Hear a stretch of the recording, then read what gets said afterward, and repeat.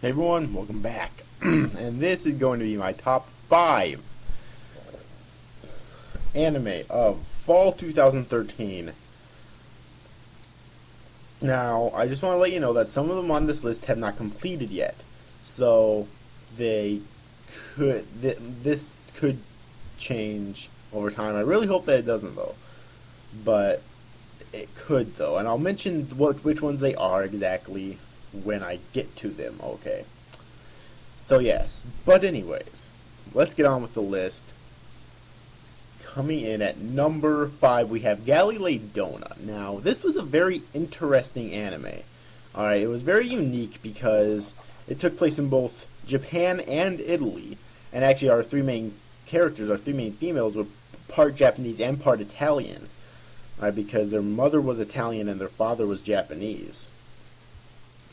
Alright, but it also has to do with Galileo Galilei, a famous Italian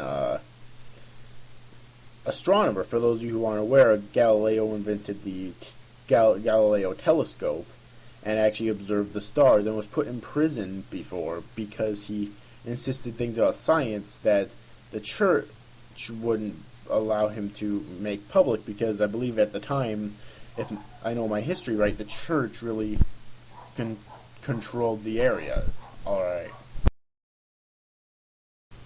Alright, so in that regard it was very interesting, and the plot basically had to deal with the girls trying to track down, because the girls were the descendants of Galileo Galilei, and they had to track down the Galileo Tesseract, which was an ancient treasure treasured by Galileo himself. And they had to track down these several maps in order to find the Galileo Tesseract, and there was this villain who was trying to stop them, sky pirates, and this government disguised organization, I think it kind of was. Alright, and they traveled all over the world in order to do this, and it was actually very interesting. And throughout all 11 of the episodes, I loved the way it looked, and I loved the way it felt, and I loved the way it played out. It was very interesting, and I like it when a unique series like this actually comes about. Granted, as I said many times before, just because a series isn't unique doesn't mean I don't like it. But when a series does take the extra step to be unique, I'll notice it, and I will compliment it for that. Okay? So, that's why Galileidona comes in at number 5. And number 4 is Outbreak Company, another interesting series, a parody comedy series, which parodies lots of different anime, but the general plot is that our main character, Shinichi, is a hardcore otaku. Alright. And he's also a shut-in, and he ends up being captured by the government, who takes him to this new magical world they found, which they never explained how they found it, by the way, I don't think. Where he has... And it's basically this medieval fantasy type world that he has to bring the otaku culture to.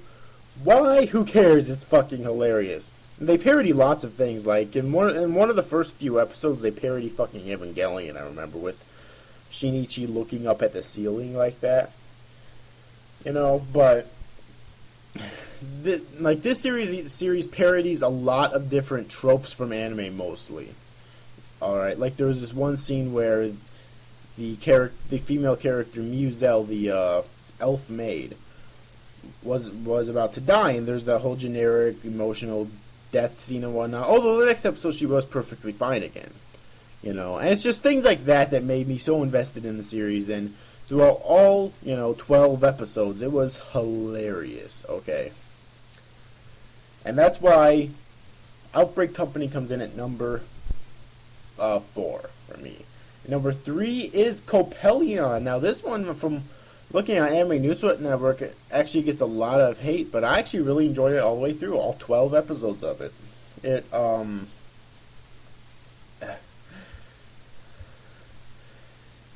was interesting because it dealt with the post-apocalyptic world. Basically, Tokyo had a meltdown with their power plant, nuclear power plant, I believe. So now there's running around everywhere, so no human can actually survive there without these special, like, suits on. Alright, however, the Coppelion were created, which are these artificial humans created by actual humans that are able to withstand anything that goes on in this contaminated area, even the special locations that the regular humans can't survive even with their suits on. And it was very interesting, and it actually got pretty dramatic at the end when characters that when a character you actually grew to really love ended up dying. All right, and I just really enjoyed it. You know, the characterization, the character development, the plot development, all of it was done very well. It was very well written. There was a bit, I mentioned this in my episode 1 review, but there was a bit of lip syncing issues in episode 1 for some reason, but after that they pretty much just diminished away. The animation was really good. It was just a pleasant surprise, and that's why it comes in at number 3. Now before I go on to number 2 and number 1, I do want to mention some honorable mentions. I'm going to mention Arpeggio Blue Steel, which was a 12-episode anime series, very good. By the way, Coppelion, I want there to be a second season, and Arpeggio, I do as well. The animation is some of the best I've ever seen in fucking anime, in Arpeggio. Like, really, it is some of the best I've ever seen in anime, okay? I'm telling you this right now. I also like to give an honorable mention to Ace of Diamond, which is a baseball anime, which I didn't think of, and it's still ongoing, by the way. Has a total of, like, how much? 13 episodes so far. I believe it is still ongoing, though, and I didn't think a baseball anime would be too interesting to me, but it is. It's actually really good, and I definitely recommend it. Alright, also Pokemon The Origin, a 4-episode OVA. All 4 episodes came out on the same day, and then when it finally got dubbed, all 4 dubbed episodes came out on the same day as well. I definitely recommend it. I played the Pokemon games as a kid, but not to a huge extent. But for those of you who did, you'll probably see it as huge Pokemon nostalgia. And in addition, you know, I mean, I saw it. I loved it. I didn't ever really play, as I said before, play Pokemon to a huge extent as a kid. So yeah, I definitely recommend Pokemon The Origin as well. Now let's get back to the actual list. Number 2 is Kyokai no Kanata, or as I'm going to be calling it in this video, Beyond the Boundary. It's a 12-episode anime series that also has 13 ONA episodes, or original net animation episodes. Alright, so if you want to be technical about it, 15 episodes in total, although the ONAs are very short. But anyways, Beyond the Boundary was very good as well. It was the newest work by Kyoto Animation, fresh off of Free, which I reviewed for last season, for the summer season as well, and I also really liked.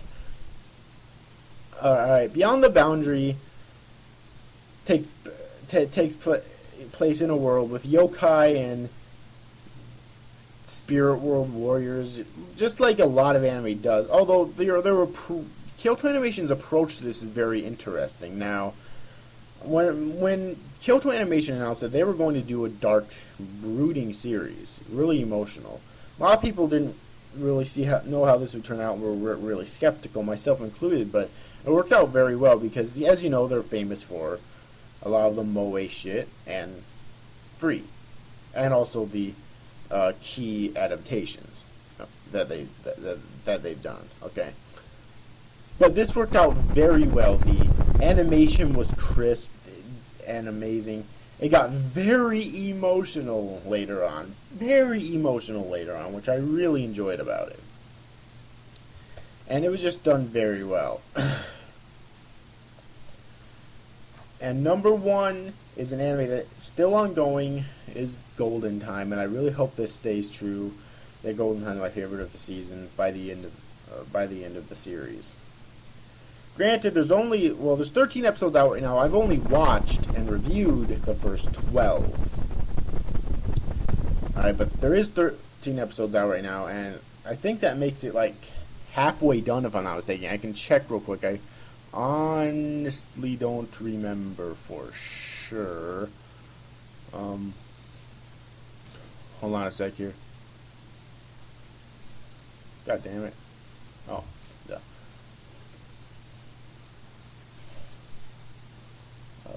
No, it's supposed to be 24, so it's... Oh wow, episode 12 was the halfway point. So I've watched the halfway point, okay. So episode 13 now is actually over the halfway point. Alright.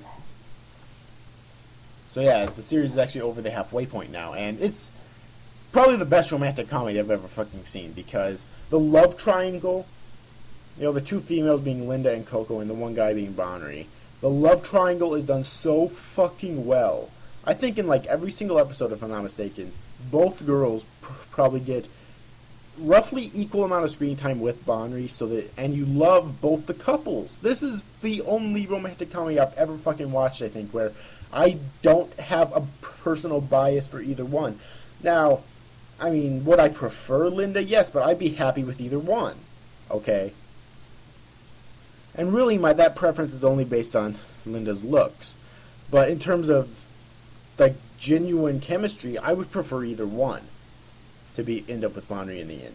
That's how well it's written. That's good fucking writing for a romantic comedy, goddammit. Now, of course, this could change at any time, but I really fucking hope that it doesn't, because this is just done so goddamn well, and I can't wait to see where it goes from here. So yes, but anyways, overall, that's pretty much all I have.